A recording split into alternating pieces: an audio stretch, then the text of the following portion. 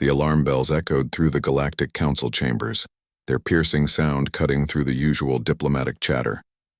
Ambassador Zektar of the Vrilon Empire clutched his communication device with 4 trembling hands, his purple skin turning pale as the message played for the 3rd time. Confirmed detection of void hunters in Sector 7 Alpha. Estimated fleet size, 12,000 vessels. Trajectory, directly toward inhabited systems. The council chamber fell silent. Even the usually chattering Pixari delegates stopped their constant humming. Every species present knew what this meant.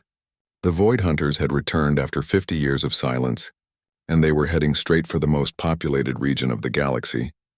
Chancellor Morvac, the ancient leader of the council, rose slowly from his crystalline throne. His voice carried the weight of 1,000 years when he spoke. We have faced this enemy before. Our combined fleets number 8,000 ships. The mathematics are not in our favor. Around the circular chamber, representatives from dozens of species began arguing at once. The insectoid klaxons clicked their mandibles in distress. The gaseous ethereals flickered between dimensions in their panic. The robotic nexus units calculated survival probabilities that grew worse by the second.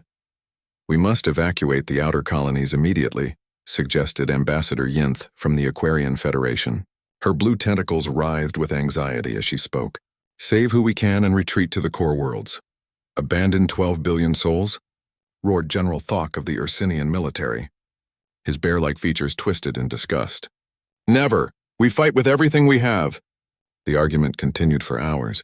Some wanted to flee, others wanted to fight a hopeless battle. A few suggested surrendering and hoping the void hunters would show mercy, though everyone knew they had never shown mercy before. Then the chamber doors opened with a soft hiss. The arguing stopped immediately as every eye turned toward the entrance. A single human walked in, wearing the simple blue uniform of Earth's diplomatic corps. Ambassador Sarah Chen moved with calm confidence, her dark hair pulled back in a practical ponytail, her brown eyes taking in the chaotic scene.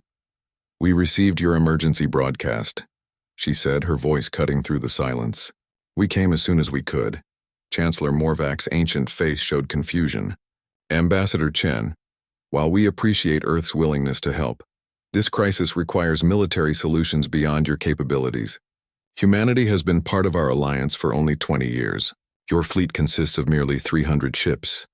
Sarah smiled, and something in that expression made several aliens step backward. With respect, Chancellor, I think you're underestimating us.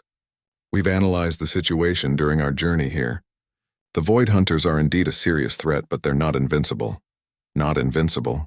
General Thok laughed bitterly. They destroyed the Corvan Empire in 3 days. They wiped out the entire Zealoth species without losing a single ship. They are death itself made manifest. They're advanced, yes, Sarah agreed calmly. But they follow predictable patterns. They've never faced an opponent who thinks differently than every other species in this galaxy. They've never faced humans. The chamber erupted in shocked murmurs. Ambassador Zektar's forearms waved frantically. Surely you're not suggesting that humanity can succeed where the combined might of our oldest civilizations has failed. Sarah Chen's smile grew wider. She touched the communication device on her collar and spoke clearly. This is Ambassador Chen to Earth Command.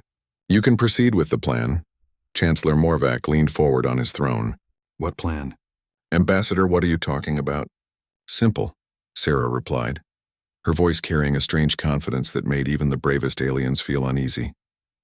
We've got this. The massive view screen at the front of the chamber activated, showing the tactical display of Sector 7 Alpha. The red dots representing the Void Hunter fleet continued their relentless advance toward the populated systems, but now new blue dots began appearing on the screen. Not hundreds of dots, thousands, impossible, whispered the Nexus unit designated as Calculator, Prime. Our sensors show no human fleet of that size in the region. Sarah's eyes gleamed with something that made ancient predator instincts stir in every alien present. That's because they weren't there a few minutes ago. Humanity has some advantages we haven't shared with the Council yet. We've been preparing for a threat like this since we joined the Alliance. The blue dots on the screen continued multiplying. Soon they outnumbered even the massive Void Hunter fleet. The impossible was happening right before their eyes, and not a single alien in the chamber could understand how. Ambassador. Chancellor Morvac's voice carried a tremor of something between hope and fear. How many ships does humanity actually possess? Sarah Chen looked around the chamber at the gathered representatives of species that had ruled the galaxy for millennia. Her smile was predatory now, carrying the weight of a species that had clawed its way to the top of their planet's food chain through pure determination and refusal to give up. Enough, she said simply. The Galactic Council chamber transformed into chaos as the tactical display continued, showing impossible numbers. Ships materialized out of empty space, their signatures unlike anything in the known databases.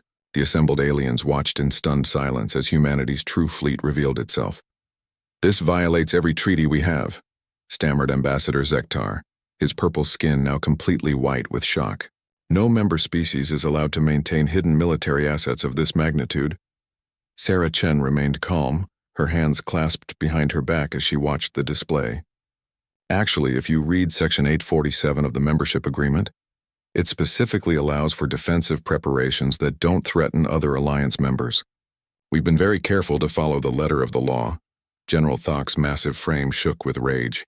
Hidden fleets, secret weapons, deceptive practices. This is exactly what we feared when humans joined the alliance. Your species cannot be trusted. Our species survived ice ages, plagues, world wars, and nuclear weapons pointed at ourselves, Sarah replied without turning around. Trust is something we earn through actions, not words. Judge us by what we do next. The view screen shifted to show close-up images of the human vessels. They looked nothing like traditional galactic ships. Where alien vessels were sleek and elegant, human ships appeared crude and functional. They were covered in armor plating, bristling with weapons and scarred from countless battles. "By the void," whispered Chancellor Morvac. "Those ships, they look like they've seen war before." "Continuous war," Sarah confirmed. "We've been fighting the Void Hunters for 15 years. You thought they disappeared 50 years ago, but they didn't. They found our colonies on the galaxy's edge and decided we looked like easy prey." The chamber fell deadly silent. Ambassador Yinth's tentacles curled in distress. 15 years? Why didn't you call for help? Why didn't you tell the council? Sarah finally turned around, and every alien in the chamber took an involuntary step backward. Her human eyes held something they had never seen before in any intelligent species. Not fear, not hatred, not even anger. It was something far more dangerous. Cold, calculating, absolute determination. "Because you would have told us to evacuate and retreat," she said simply. "That's what you always do when faced with a superior enemy. Run and hope they don't follow. But humans don't retreat when our families are threatened. We adapt, we learn, we become something the enemy never expected." The tactical display zoomed out to show the bigger picture. The human fleet wasn't just large. It was positioned with mathematical precision around the advancing Void Hunters. Every ship was exactly where it needed to be for maximum effectiveness. "Impossible tactical coordination," muttered Calculator Prime, the Nexus unit's optical sensors flickering rapidly. "Our best computers require hours to calculate formations this complex. How did you position so many ships so quickly?" "We didn't position them quickly," Sarah explained. "We've been moving them into place for 3 months. Ever since our deep space monitors detected the Void Hunter fleet beginning to stir. We've been tracking their movement patterns, learning their strategies, preparing for this exact moment." Chancellor Morvac leaned heavily on his throne. 3 months? You knew this attack was coming for 3 months and said nothing.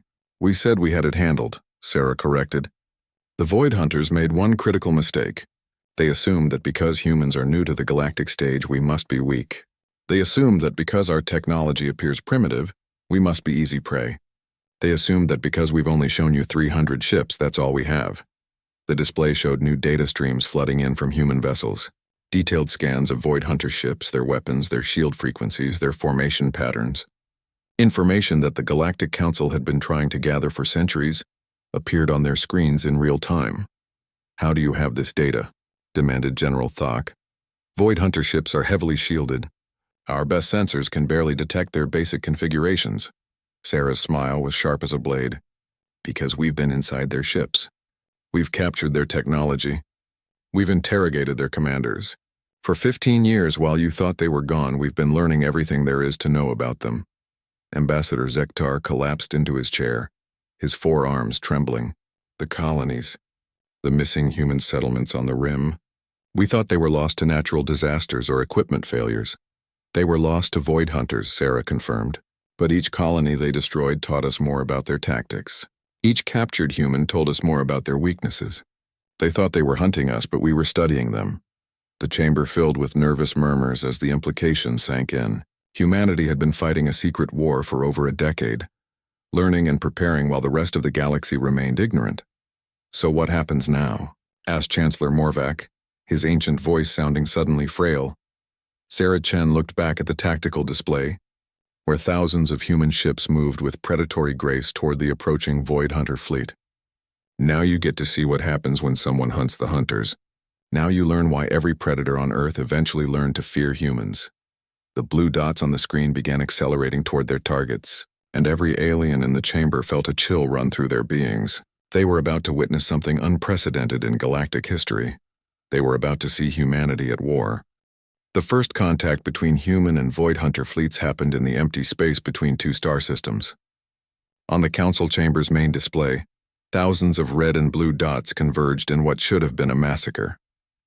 Every alien present held their breath, expecting to watch humanity's brave but doomed fleet disappear under the overwhelming firepower of their ancient enemy. Instead, something impossible happened. The Void Hunter formation, which had remained unchanged for 1,000 years, suddenly broke apart. Ships that had moved in perfect coordination for centuries began spinning out of control. Their weapons, which had never missed a target, fired wildly into empty space. "What's happening?"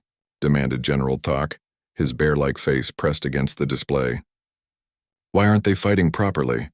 Sarah Chen smiled grimly. "Because they can't see our ships. 15 years of studying their sensors taught us exactly what frequencies they use. We've been broadcasting false signals, making them think we're everywhere and nowhere at the same time." The display zoomed in to show individual battles. Human ships appeared and disappeared like ghosts, striking from impossible angles before vanishing again. The Void Hunters, who had terrorized the galaxy for millennia, flailed helplessly as their enemies attacked from every direction at once. "Impossible," shrieked Calculator Prime. "No species has ever developed stealth technology that advanced. Our own cloaking devices are centuries ahead of human science." "Your cloaking devices hide you from your own sensors," Sarah pointed out. "We built ours specifically to hide from theirs. Sometimes being primitive has advantages. We didn't waste time making our technology impressive. We made it effective." Ambassador Yinth's tentacles writhed in confusion. "But their shields, Void Hunter shields, have never been penetrated by any known weapon. How are your ships damaging them?" On the screen, human projectiles tore through Void Hunter defenses like they weren't there. Massive enemy ships that had withstood the combined firepower of entire galactic fleets crumbled under sustained human assault. "We don't use energy weapons like you do," Sarah explained. "Energy can be deflected, absorbed, or redirected. But a chunk of metal moving at 90% of light speed doesn't care about shields. Physics always wins." The aliens watched in stunned silence as the legendary Void Hunter fleet began falling apart. Ships that had been symbols of unstoppable destruction for centuries were being systematically destroyed by an enemy they couldn't properly see or fight. But then the display showed something that made every heart in the chamber skip a beat. The Void Hunters were adapting. Their ships began linking together, sharing sensor data, creating overlapping fields of fire that filled space with deadly energy. "There," whispered Ambassador Zektar. "They're learning. Soon they'll figure out your tricks, and then they'll face our real fleet," Sarah interrupted calmly. Every alien head turned toward her in shock. "Real fleet?" Chancellor Morvac's voice cracked. "You mean those thousands of ships aren't your main force?" "Those are our scouts," Sarah said matter-of-factly. "Fast, lightly armed vessels designed to gather final intelligence and confirm our battle plans. Our actual combat fleet is much larger." The tactical display suddenly exploded with new contacts. If the aliens thought they had seen everything, they were wrong. Ships began dropping out of hyperspace in formations so large they darkened entire sections of the star map. Not thousands of ships this time, tens of thousands. "By the eternal void," breathed General Thok. "How many ships does humanity possess?" "All of them," Sarah replied simply. "Every shipyard, every manufacturing center, every resource in human space has been building warships for 15 years. Our entire civilization has been preparing for this moment." The new human ships were different from the scouts. These were massive, heavily armored vessels that looked like they had been built for one purpose: destroying everything in their path. They moved with the coordination of a single organism, each ship perfectly positioned to support the others. On the screen, the Void Hunter fleet, which had seemed so massive and threatening just minutes before, suddenly looked small and vulnerable. They were completely surrounded by human forces that outnumbered them 10 to 1. "This is impossible," stammered Calculator Prime. "No species could hide an industrial capacity this large. Our economic models would have detected the resource drain." "Your models assumed we were building ships the way you build ships," Sarah pointed out. "Expensive, elegant, designed to last centuries. We built ours fast, cheap, and deadly. Quantity has a quality all its own." The battle reached a new level of intensity as the main human fleet engaged. The space around the Void Hunter formation filled with weapons fire unlike anything the galaxy had ever seen. Instead of precise energy beams and guided missiles, humans used overwhelming volleys of kinetic projectiles that turned entire regions of space into death zones. "They're not fighting like any civilized species," observed Ambassador Yinth, her voice filled with a mixture of horror and fascination. "It's like watching a natural disaster made intelligent." "We learned from Earth's greatest teachers," Sarah said quietly. "Hurricanes don't negotiate. Earthquakes don't show mercy. Tsunamis don't take prisoners. Sometimes the most effective strategy is to simply become an unstoppable force of nature." The Void Hunter fleet tried to retreat, but they found their escape routes blocked by human ships that had been positioned hours in advance. They tried to fight, but their weapons were designed for dueling with individual opponents, not for dealing with swarms of attackers that came from every direction. For the first time in galactic history, the Void Hunters were experiencing what their victims had felt for centuries. They were helpless, outmatched, and completely at the mercy of an enemy that showed none. The ancient predators of the galaxy were learning what it meant to be prey. The tide of battle turned so quickly that the watching aliens could barely process what they were seeing. The Void Hunter fleet, which had entered the system with the confidence of apex predators, now fought with the desperation of cornered animals. Their perfect formations had dissolved into chaotic clusters of ships trying to protect each other while human forces picked them apart piece by piece. "They're trying to send a distress signal," reported Calculator Prime, his optical sensors tracking communication attempts from the Void Hunter flagship, attempting to contact their home fleet for reinforcements. Sarah Chen's expression didn't change. "They won't get through. We've been jamming their long-range communications since before the battle started. As far as the rest of the Void Hunter Empire knows, this fleet is still advancing toward your colonies." Chancellor Morvac gripped the arms of his crystalline throne. "You're isolating them completely. No retreat, no reinforcements, no communication with their command structure." "Standard human military doctrine," Sarah confirmed. "When fighting a superior enemy, you don't give them a fair fight. You stack every advantage in your favor and overwhelm them before they can respond." On the display, the largest Void Hunter vessel began changing color, its dark hull glowing with ominous red energy. Several aliens gasped in recognition and terror. "The Harvester Protocol," whispered Ambassador Zektar, his forearms shaking. "They're preparing to detonate their core. The explosion will destroy everything within 3-star systems." The chamber erupted in panic. The Harvester Protocol was the Void Hunter's final weapon, a suicide attack that had wiped out entire civilizations rather than let them escape. "The energy release from a single capital ship could sterilize dozens of worlds. Evacuate the colonies," shouted General Thok. "Get every civilian ship moving away from the battle zone." But Sarah remained calm even as the Void Hunter flagship's glow intensified. "No evacuation necessary. We expected this." "Expected?" Chancellor Morvac's ancient voice cracked. "How do you expect to survive a Harvester detonation?" "By not letting it happen," Sarah replied simply. On the screen, human ships began moving in a pattern none of the aliens recognized. Instead of fleeing from the charging Void Hunter vessel, they formed a tight sphere around it. Thousands of ships positioned themselves at precise distances, their weapons aimed not at the enemy ship, but at specific points in space around it. "What are they doing?" demanded Ambassador Yinth, her tentacles writhing in confusion. "Creating a containment field," Sarah explained. 15 years of studying Void Hunter technology taught us exactly how their cores work. The Harvester Protocol requires the energy to expand outward in a specific pattern. Disrupt that pattern and the explosion collapses back on itself. The human ships began firing, but not at their target. Instead, They filled the space around the Void Hunter flagship with precisely timed energy pulses that created overlapping interference patterns. The charging weapon, designed to be unstoppable, found itself trapped in a cage of contradictory forces. Impossible, breathed Calculator Prime. The mathematical precision required. Our best computers couldn't calculate those trajectories in real time. Your computers aren't linked to human minds, Sarah pointed out. We don't just calculate solutions. We feel them. Every ship in that formation is controlled by a human pilot who understands exactly what they need to do. The Void Hunter flagship's glow reached critical intensity, and then something unprecedented happened. Instead of exploding outward in the universe-ending blast that had destroyed countless civilizations, the energy turned inward. The massive ship simply collapsed into itself, creating a brief star that burned out in seconds. The remaining Void Hunter vessels stopped fighting, their weapons powered down. Their engines went silent.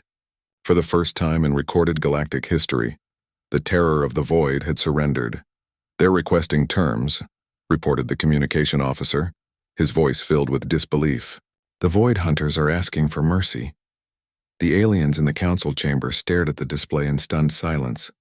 Species that had ruled through fear for millennia were begging for their lives. The impossible had become reality. What do we do with them? Asked General Thok, his military mind struggling to process the concept of Void Hunter prisoners.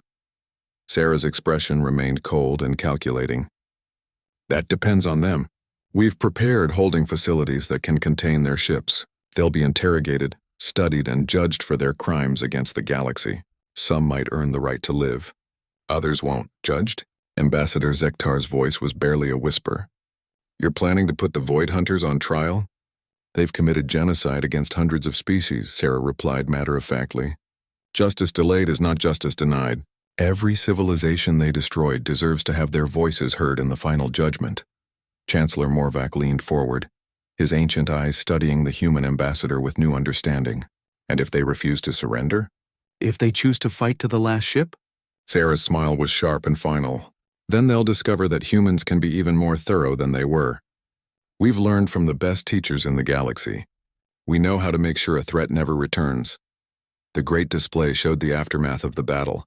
Void Hunter ships drifting powerless in space, surrounded by human vessels that waited with predatory patience. The ancient nightmare of the galaxy had been reduced to helpless prisoners in less than 6 hours. How? Whispered Chancellor Morvac. How did you accomplish what entire galactic alliances could never do? Sarah Chen looked around the chamber at the assembled representatives of species that had ruled the galaxy for thousands of years. Her expression held neither triumph nor cruelty, just the quiet satisfaction of a job well done. Because when something threatens our families, humans don't just fight back, she said simply. We make sure it never threatens anyone ever again. In the days following the battle, the Galactic Council chambers became a very different place. The same aliens who had argued about evacuation and surrender now sat in uncomfortable silence, watching reports flood in from across the galaxy. Human fleets were appearing everywhere, revealing the true scope of their hidden empire. 67 star systems, reported Calculator Prime, his optical sensors dim with shock. Humanity controls 67 star systems, all previously thought to be uninhabited or too dangerous for colonization. Chancellor Morvac studied the updated star charts with growing amazement. The radiation zones around dying stars, the asteroid fields we deemed too chaotic for navigation, the systems with unstable gravity wells. You colonized them all? Sarah Chen nodded calmly. Other species saw obstacles. We saw opportunities. Radiation that kills most life forms is just another engineering challenge. Unstable gravity makes excellent natural defenses. Asteroid fields provide unlimited raw materials for shipbuilding. Ambassador Yinth's tentacles curled nervously. But the resource requirements, the logistics of supporting populations in such hostile environments. Our economists calculated it would be impossible. Your economists never lived through an ice age, Sarah replied. Humans have thrived in impossible conditions before. We just applied the same principles on a galactic scale. The main display showed real-time feeds from human colonies that had been hidden for decades. Massive industrial complexes built inside hollowed-out asteroids, cities powered by radiation from dying stars, shipyards that stretched across entire solar systems, churning out vessels by the thousands. "This changes everything," whispered General Thok, his military mind reeling from the implications. "Humanity isn't just a member of the Galactic Alliance. You're potentially the most powerful single species in known space." "Potentially?" Sarah raised an eyebrow. "General, we just destroyed the Void Hunter fleet without losing a single ship. Our industrial capacity exceeds the combined output of the 10 largest galactic civilizations. At what point do we stop being potentially powerful?" The question hung in the air like a challenge. Every alien in the chamber understood what she was really asking. The balance of power in the galaxy had shifted completely, and they were all trying to figure out what that meant for their own civilizations. Ambassador Zektar leaned forward, his purple skin still pale from shock. "What do you want from us? What are humanity's demands now that you've demonstrated your capabilities?" Sarah's expression softened slightly. "The same thing we wanted when we joined the Alliance. Peace, trade, and cooperation. We didn't reveal our true capabilities to conquer you. We revealed them to protect you." "Protect us?" Chancellor Morvac's ancient voice carried a note of suspicion. "From what?" "The Void Hunters are defeated." "The Void Hunters were just the beginning," Sarah said quietly. "Our deep space monitoring stations have detected other threats moving in the dark between galaxies. Things that make the Void Hunters look like children playing with toys. We've been preparing for all of them." The chamber fell silent as the implications sank in. If humanity considered the Void Hunters to be a minor threat, what kinds of horrors were they preparing to face? "Other threats?" managed Ambassador Yinth. "What kinds of other threats?" "The kind that eat entire galaxies," Sarah replied matter-of-factly. "The kind that turn stars into weapons. The kind that harvest civilizations like crops. We've been tracking their movements for years, calculating when they'll arrive, preparing defenses." Calculator Prime's optical sensors flickered rapidly. "You're suggesting there are entities more dangerous than the Void Hunters? Entities capable of galactic-scale destruction?" "Not suggesting, stating." Sarah activated a new display that showed long-range sensor data spanning millions of light-years. 3 separate swarms, each larger than anything in our galaxy, moving through intergalactic space. "The fastest will arrive in approximately 200 years. The aliens stared at the display in horror. The approaching entities were vast beyond comprehension, leaving trails of dead galaxies in their wake. Each one represented an extinction-level threat to every form of life they had ever known.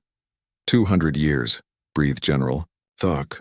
"That's not enough time to prepare defenses against something like that." "It's not enough time for you to prepare," Sarah corrected. "It's plenty of time for us. We've been building our military infrastructure for 15 years and we're just getting started. By the time those swarms arrive, they'll find a galaxy that's ready for them." Chancellor Morvac struggled to process what he was hearing. "You're planning to defend the entire galaxy? Not just human space, but all of it?" "Every inhabited world, every sentient species, every form of life worth preserving," Sarah confirmed. "That's what the Alliance means to us. We don't abandon our neighbors when things get difficult." The display shifted to show humanity's expansion plans. New colonies, new shipyards, new defensive installations spreading across the galaxy in a carefully coordinated pattern. It wasn't conquest they were watching, but the largest construction project in galactic history. "The resources required?" stammered Ambassador Zektar. "The coordination, the logistics? It's impossible. Impossible for any one species," Sarah agreed. "But not impossible for an alliance. We're not planning to do this alone. We want every member civilization to contribute according to their abilities. Your knowledge, our infrastructure, your experience, our determination." General Thok leaned back in his chair, his military mind racing through the possibilities. "You're not just offering to defend the galaxy. You're asking us to help you transform it into a fortress. The biggest fortress in galactic history," Sarah confirmed. "One that will stand against anything the universe throws at us. But only if we work together. Only if every species contributes to something larger than themselves." Ambassador Yinth's tentacles stopped writhing as understanding dawned. "This is why you hid your capabilities. You needed us to see the threat first to understand what was coming before you revealed the solution." Sarah nodded. "If we had shown our true strength from the beginning, you would have seen us as conquerors. Now you know we're protectors. The choice is yours. Stand with us and help build something unprecedented, or face the coming darkness alone." The chamber filled with nervous energy as representatives began whispering among themselves. The offer was unprecedented in galactic history. Not conquest or subjugation, but partnership in the face of ultimate extinction. Chancellor Morvac rose slowly from his throne, his ancient voice carrying the weight of decision. What you're proposing would require trust beyond anything our civilizations have ever attempted. Complete cooperation, shared resources, unified command structure. The alternative is extinction, Sarah replied simply. Sometimes the choice is easy.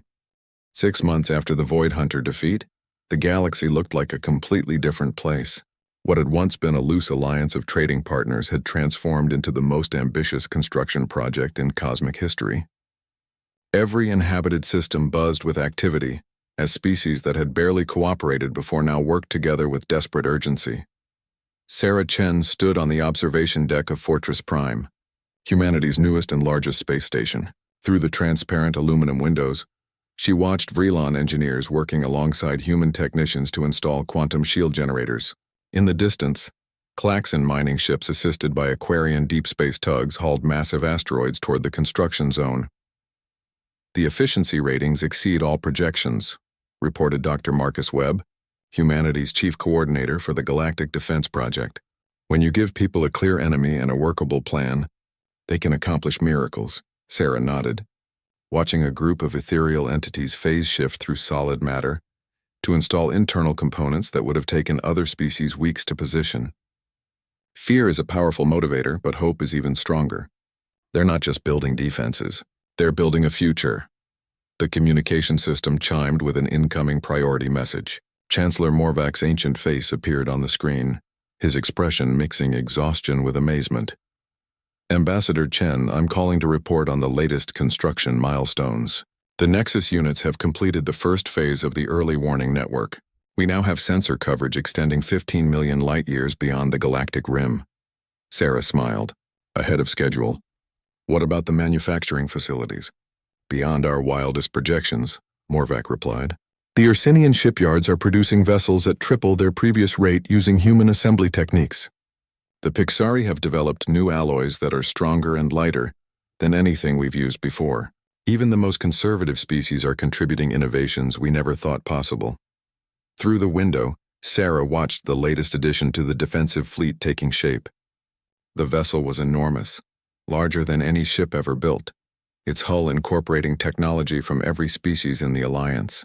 It represented something unprecedented, a truly collaborative effort between civilizations that had spent millennia viewing each other as competitors.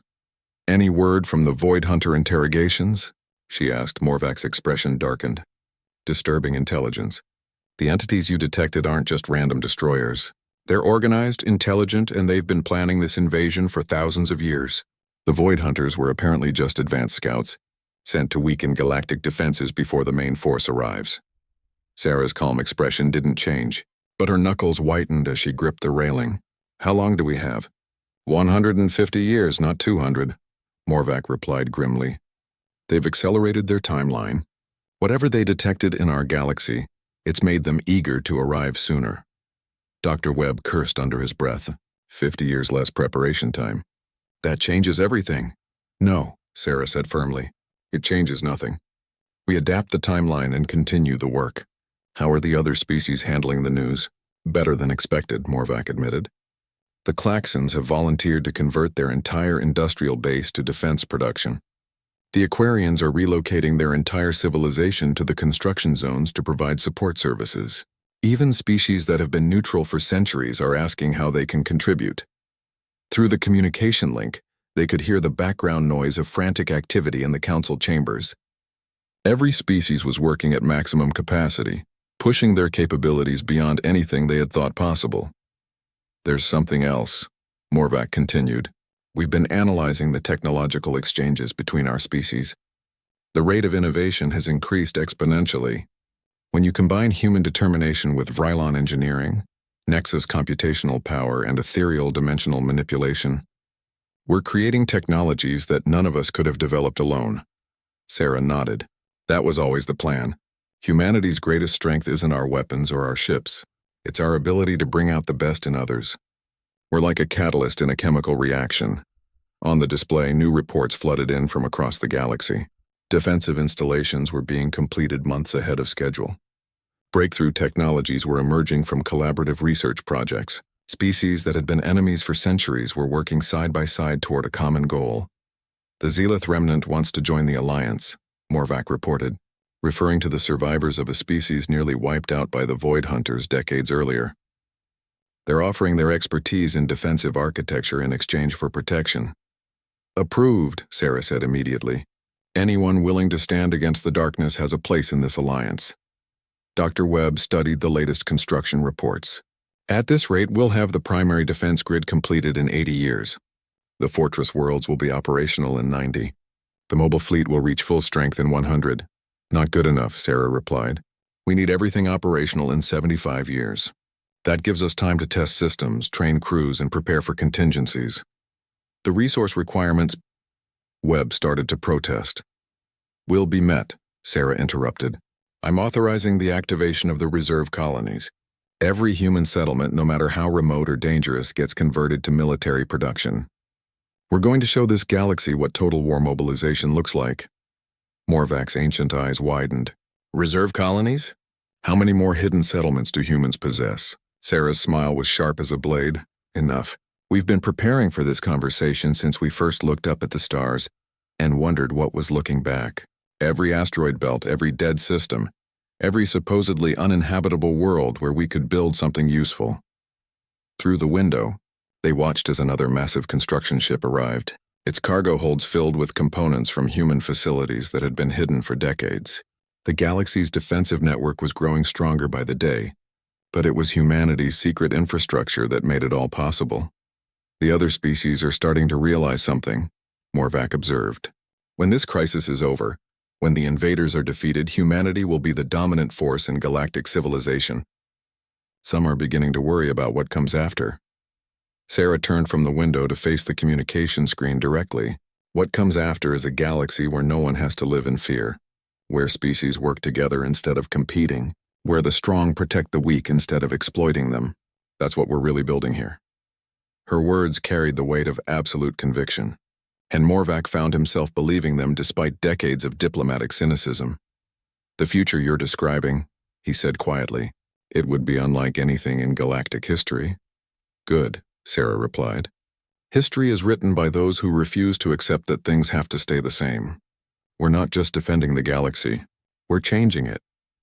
75 years later, the galaxy had become unrecognizable. What had once been a collection of separate civilizations barely tolerating each other was now a unified fortress spanning millions of star systems.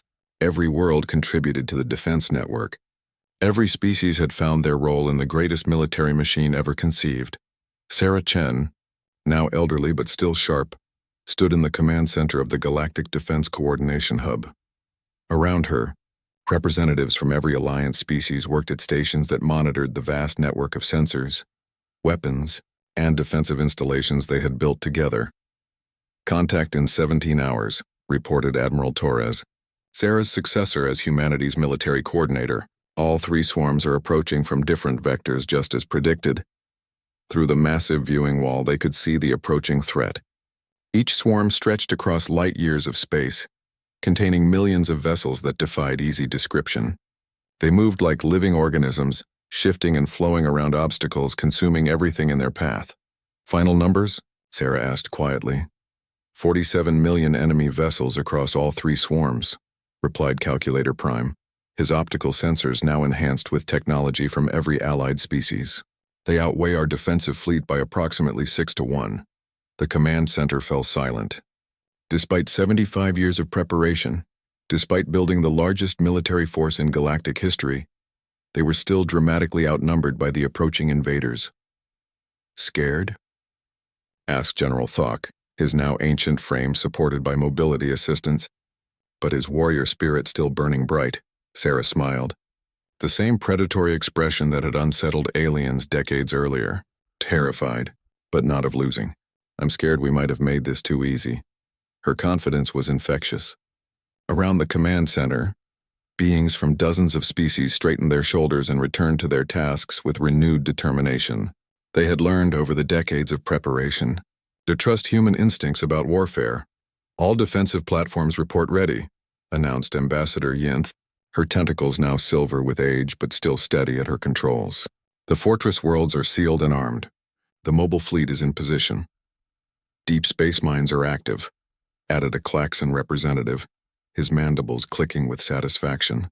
Any ship trying to pass through our outer perimeter will face concentrated fire from installations they can't see or detect. Sarah nodded and opened the communication channel that connected her to every commander in the defensive network. Millions of beings across thousands of star systems turned their attention to her words. This is Ambassador Chen, to all allied forces. Today we face an enemy that has destroyed entire galaxies. They expect to find scattered civilizations too weak and divided to resist them. Instead, they're going to discover what happens when the galaxy itself decides to fight back. On screens throughout the command center, the enemy swarms entered the outer detection grid. Immediately, space erupted in patterns of destruction that defied comprehension. Hidden weapons platforms revealed themselves by firing planet-killing beams. Gravity wells activated to trap enemy ships in crushing fields. Entire star systems that had been secretly converted into weapons discharged their fury at the invaders. Direct hits across all vectors, reported Admiral Torres, his voice tight with concentration. Enemy casualties are heavy, but they're adapting faster than projected. The aliens in the command center watched in awe as their carefully planned defenses carved massive holes in the enemy formations. Ships that had seemed unstoppable simply ceased to exist under the coordinated fire of the Galactic Defense Network. But the invaders were learning. They began shifting their formations, spreading out to minimize losses, concentrating their firepower on the most dangerous defensive installations. They're targeting the fortress worlds, warned Calculator Prime, attempting to overwhelm our strongest positions with massed assault. Sarah's expression didn't change. Let them come. Those worlds have been waiting 75 years for this moment.